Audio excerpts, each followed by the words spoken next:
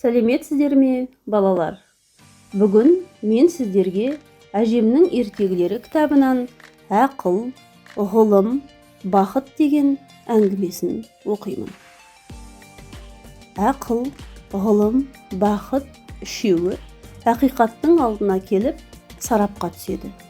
Ақиқат әрқайсына жеке-жеке тоқтап, мынадай баға беріпті. Ей бақыт, сен тұрақсызсың, орныңды таңдай білмейсің, басына қонған жанның көзіне шел, көңіліне желік бітіресің. Күндердің күнінде лақтырып тастап кетесің. Ақылмен тізе қос, сонда көп жасайсың. Ей ғылым, дүниеде жаратылысы сенен күшті не бар? Қажет болса, қара тасты қайнатасың, сақауды сайратасың.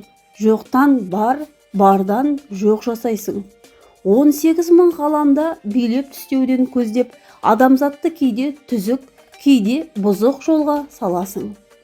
Асылы, абыройы алғың келсе, ақылдың етегінен ұста.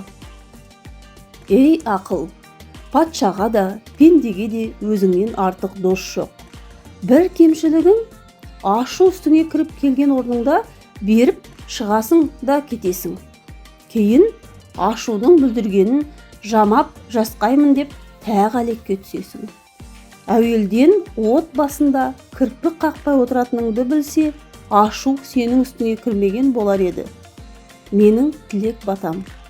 Ақыл, сен адам бол. Ғылым, сен ат бол. Бақыт, сен қамшы бол.